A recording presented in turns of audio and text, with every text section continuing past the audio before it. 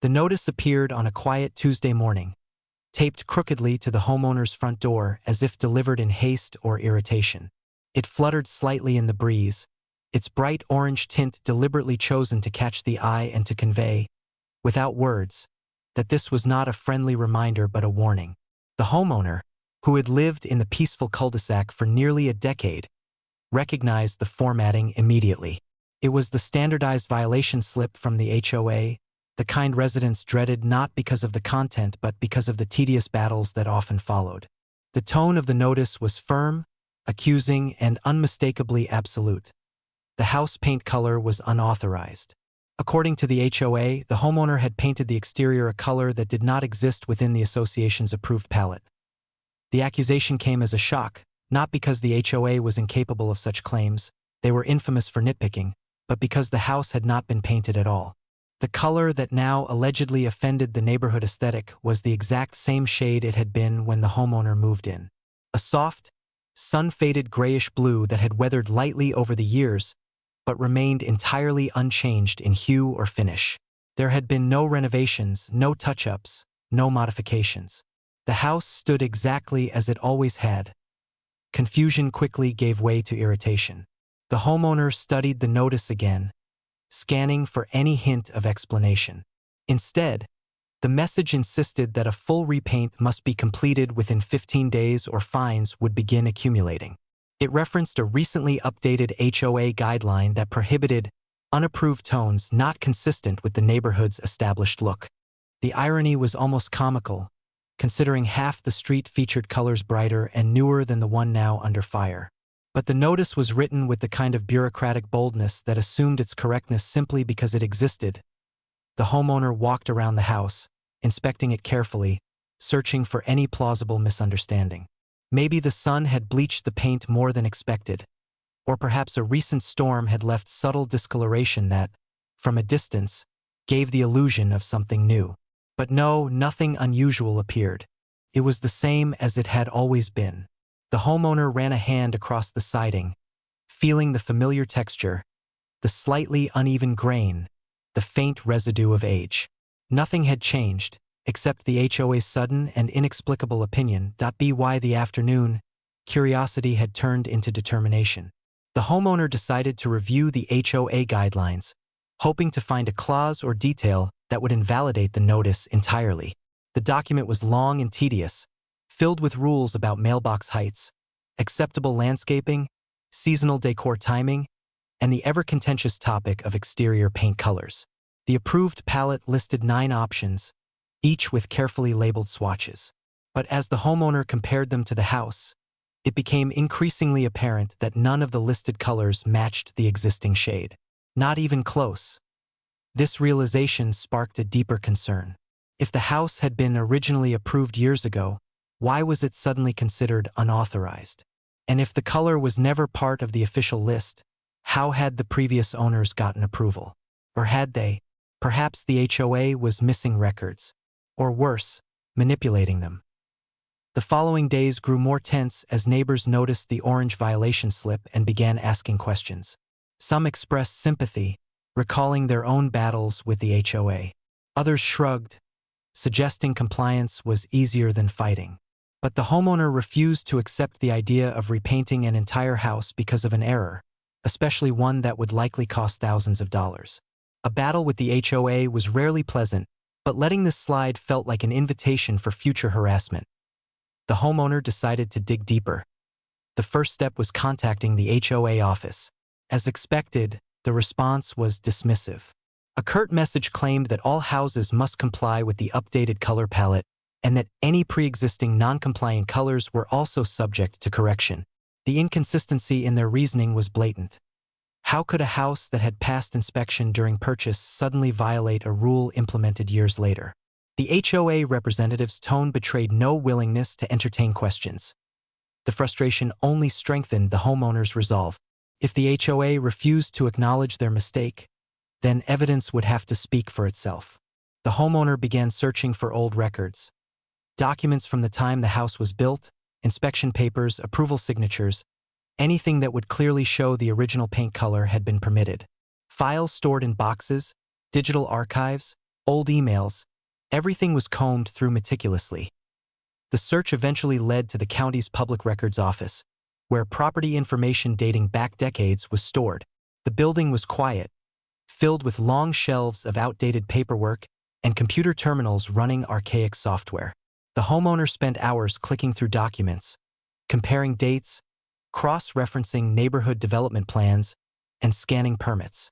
Progress was slow, but a faint trail began to emerge. A document from the developer listed the home's original finish, noting the exact shade and material used. But there was still something missing: official confirmation from the HOA at the time of construction. The next discovery came unexpectedly. While sifting through architectural plans, the homeowner stumbled upon a reference to the original approved color palette used during the first phase of the neighborhood's development. A printed document listed older swatches, some no longer included in the updated HOA guideline. And there it was, the exact shade of the homeowner's house, perfectly matched and clearly marked as approved. The HOA had once allowed it. They simply had erased it from their newer version of the rules. This revelation sparked a new strategy.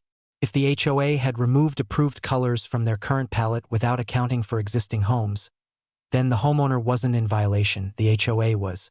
They had failed to preserve accurate records, and in doing so had created a fabricated violation.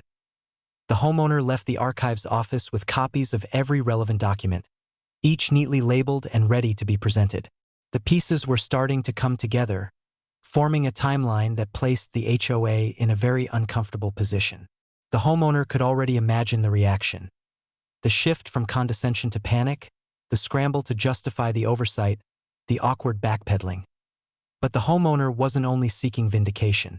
The more they uncovered, the more they realized how many neighbors had suffered from similar arbitrary decisions. If this mistake could be exposed, it could force the HOA to reevaluate its entire operation. The stage was set for confrontation, but the homeowner was not yet finished preparing.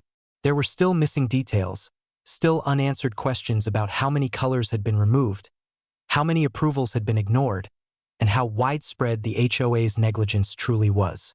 The deeper the homeowner dug, the more tangled the story became.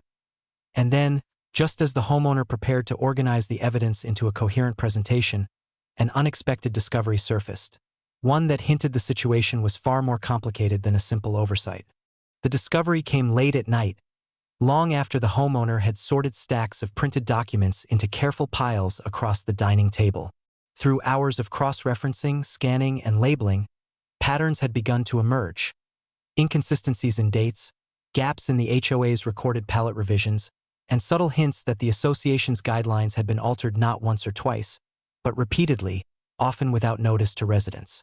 Yet none of that compared to what surfaced next. The homeowner had borrowed an old key from the county records clerk, one that opened a storage cabinet containing outdated developer files. Most of the cabinet's content appeared irrelevant. Stale meeting notes, architect letters no longer legible, and outdated drafts of neighborhood maps covered in pencil annotations. But near the very back of the cabinet, almost wedged beneath a sagging drawer, there sat a thick, dust-covered binder. It was heavier than expected, its metal rings strained from overstuffing. A faded label on the spine read, HOA, Original Design Packet. The homeowner carried the binder out carefully, almost reverently, recognizing the potential importance of such a document. When the cover was opened, the faint smell of old paper and storage chemicals drifted upward. Inside lay a meticulously prepared packet containing everything the HOA had used when the neighborhood was first established. There were landscaping requirements, fencing guidelines, mailbox styles, architectural drawings, and most importantly, the original and complete color palette. Unlike the modern version used by the HOA, this early palette was expansive. It contained dozens of colors, each with labeled swatches larger and more detailed than any currently provided. There were blues, greens, beiges, creams, rustic reds, and grays in subtle variations. Each swatch page included handwritten notes from the original committee members, marking which houses had been approved for which colors during initial development. The homeowner's address was written clearly beside the soft grayish-blue swatch, confirming without any doubt that the house had been built precisely within guidelines. But there was something else. Several pages were tucked behind the pallet, filled with correspondence between the first HOA board and the developer. In them, the developer warned that any future board must maintain accurate records of all originally approved color assignments. The letters emphasized that changes to the palette should never retroactively invalidate existing homes. Page after page echoed the same warning: do not remove or ignore original approvals. Yet the current HOA had not only removed the original approvals, it had completely rewritten the aesthetic history of the neighborhood. The binder felt almost like a historical artifact, something the HOA had either forgotten existed or had hoped no one would find. It was clear now the board had updated the color palette multiple times over the years, each time narrowing the options. Whether done deliberately or through ignorance, the result was the same. Older homes like the Homeowners suddenly appeared out of compliance, even though they were built to code. The homeowner took photos of every page, high-resolution, time-stamped evidence. The plan was simple: assemble an airtight timeline proving that the HOA's notice was not only incorrect but fundamentally negligent. And with the binder in hand, the homeowner had irrefutable proof. But as the homeowner flipped to the binder's final pages, a new section appeared. One that changed the entire context of the situation. A set of handwritten notes, written in what appeared to be frustrated scrawl, described a scandal from the HOA's early years. The notes suggested that decades ago, the original palette had been contested by a later board, one that attempted to modernize the neighborhood aesthetic by eliminating certain colors they personally disliked. The grayish-blue shade used on the homeowner's house was listed among them. The notes mentioned board members who had argued aggressively that the color appeared dated and commercial. It was clear that bias, not policy, had motivated their decision. The board had intended to remove the color entirely and push existing homeowners to repaint, but the plan had failed due to resident backlash. The attempt had been abandoned, but the documents revealing it had been buried, literally, at the back of the cabinet. It took decades, but the same flawed thinking had resurfaced in the present-day board, which had apparently inherited the incomplete palette without questioning its accuracy. With this realization came a swell of determination. The homeowner wasn't merely fighting a false violation, they were exposing layers of mismanagement and concealed history. The HOA had built its power on the assumption that residents lacked access to old records. But now the truth was laid bare. The next day, the homeowner went through the neighborhood on a quiet morning walk, observing the houses with a sharper eye. Several homes bore colors not found anywhere in the current palette: soft yellows, pale greens, muted reds. Some clearly dated back to early development phases. Others seemed to have been grandfathered in without issue. It became obvious the board had been inconsistent in enforcing rules, picking and choosing targets rather than applying standards evenly. The homeowner realized just how vulnerable the HOA would be if other residents learned about the buried binder. Many of them had been fined over the years for trivial or questionable reasons. Some had paid out of fear or inconvenience. Others had repainted, replaced fixtures, or removed decorations, all because the HOA had asserted its authority with flawed or incomplete information. Returning home, the homeowner dedicated the next several hours to building a comprehensive presentation. Documents were scanned and arranged chronologically.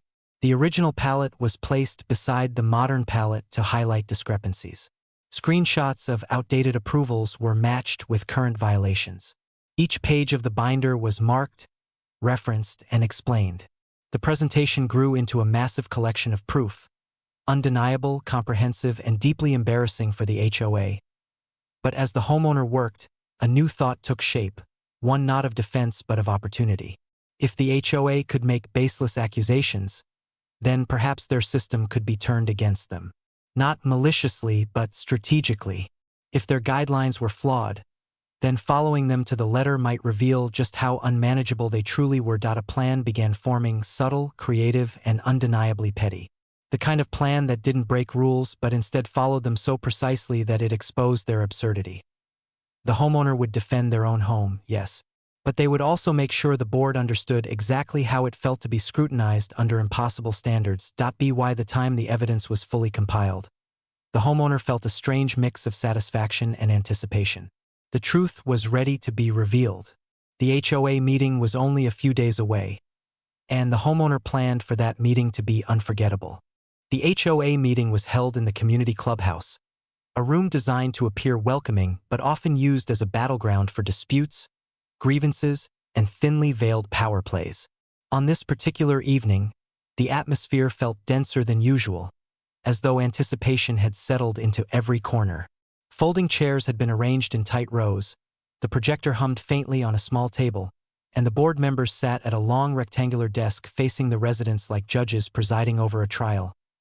The homeowner arrived early, carrying a large binder of organized evidence and a neatly compiled digital presentation stored on a flash drive. For the first time in weeks, there was no irritation or anxiety, only calm purpose. A storm was coming, but it would be meticulously controlled, delivered with precision. Not through confrontation or accusations, but through facts that left no room for escape as residents trickled in. Whispers filled the room. Many had heard fragments of the story, rumors about a false violation, an archived binder, and long-forgotten colors that contradicted the HOA's official guidelines. Word had spread quickly, fueled by decades of simmering frustration. Neighbors who had been fined, reprimanded, or threatened with violations now sat with quiet hunger in their eyes. They anticipated something more than a simple dispute. They sensed the possibility of change. The meeting began with the usual formalities, each board member reciting updates in a tone that implied routine stability. The violation section approached, and the board president cleared her throat, preparing to address what she believed was a simple enforcement matter. But before she could begin, the homeowner stood and requested the floor. There was a brief hesitation, an instinctive pause born from the board's discomfort, but the rules permitted homeowners to speak, and denying the request would have caused immediate unrest. The homeowner stepped to the front of the room, plugged the flash drive into the projector, and began the presentation with measured calm. The first slide displayed the house in its current state, followed by the violation notice. Another slide showed the modern HOA palette, each color swatch starkly mismatched against the house's shade. The board members leaned forward, expecting this to be a plea for exception. But the homeowner had no intention of requesting anything. Instead, the next slide revealed something none of them expected: a photograph of the old developer binder. Gasps rippled through the room. The homeowner explained how the binder had been found, detailing the precise location within the county records office. Slowly, page by page, the original color palette appeared on the screen. The homeowner's shade, soft grayish blue, was highlighted with a marker, and the handwritten note confirming approval was shown clearly. The board president shifted uncomfortably, attempting to interrupt, but the murmurs of the audience grew louder, drowning out her attempt to maintain control. The presentation continued. The timeline of color palette revisions was displayed, showing how the HOA had narrowed the list repeatedly, failing to account for existing homes. The homeowner then presented the correspondence between the original board and the developer, emphasizing the warnings never to invalidate previously approved colors. The board members exchanged panicked glances, their confidence evaporating with each slide. By the time the homeowner reached the discarded notes revealing the decades-old attempt to erase unpopular colors, the room had fallen silent except for the clicking of the projector. The truth hung in the air with undeniable weight. The HOA had built years of enforcement on incomplete, inaccurate, and irresponsible documentation. Many of the board's past fines and violations were likely unjustifiable. The homeowner concluded the presentation by calmly stating that the violation was not only incorrect but based on a faulty system that had harmed residents for years. The room erupted, not into chaos, but into applause, an emotional release from people who had long felt unheard. The board attempted to regain control, insisting further investigation was needed, but their voices were drowned out by a collective demand for accountability. The president declared a brief recess, but even as the board members huddled in a tight circle, their tension was palpable.